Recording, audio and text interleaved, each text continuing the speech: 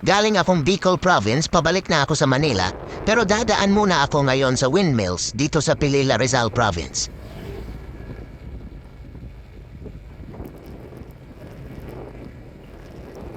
Kung mapapansin nyo, naka-hazard ako dahil sa hamog dito sa may Via Rosari at sobrang lamig sa lugar na ito para ka na rin pumunta ng Baguio.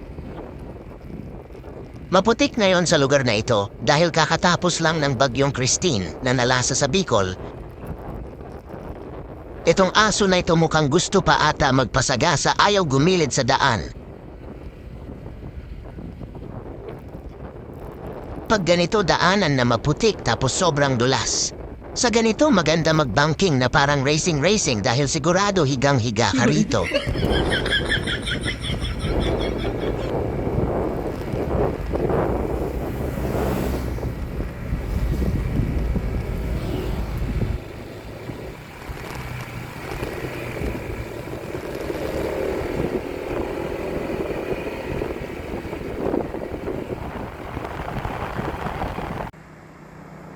Matatanaw na natin dito sa malayo ang windmills. Parang mga tingting kalalaki. Ibig sabihin malapit na tayo.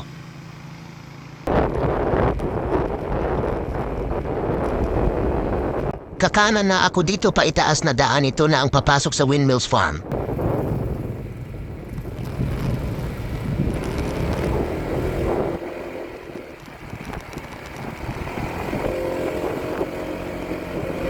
Kahit medyo mataas ahonin dito, marami pa rin akong bikers na nakitang dumadayo, parang baliwala pa nga sa kanila ito. Sana all matibay ang binti.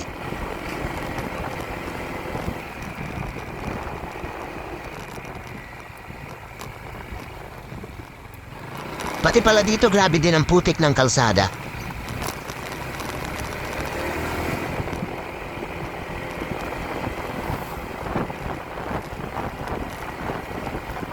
Mahaba-habang ahunin ito mga kalakwatsa, kaya good luck sa mga baguhang bikers na pupunta dito, sigurado mapapalaban kayo. Malapit na ako sa windmills, mukhang sobrang laki pala nito sa malapitan.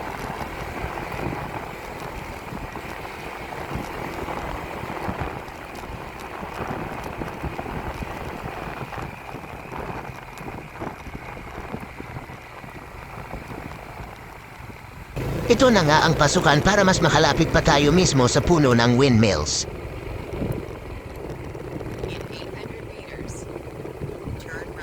Magdahan-dahan lang tayo pagdating sa bahaging ito, mabatiris ang daanan. Habang palapit tayo ng palapit, nakikita na natin na sobrang laki talaga.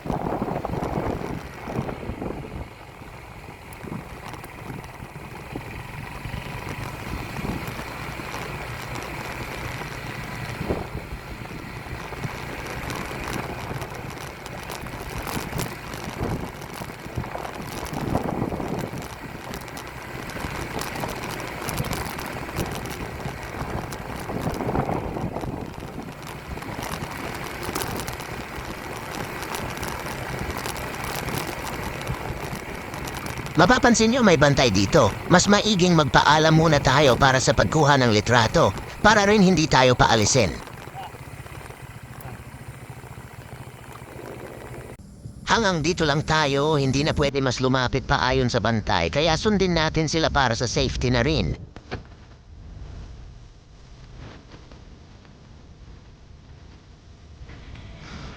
Nasa ibabaw pala tayo ng bundok, tanaw natin dito ang dagat.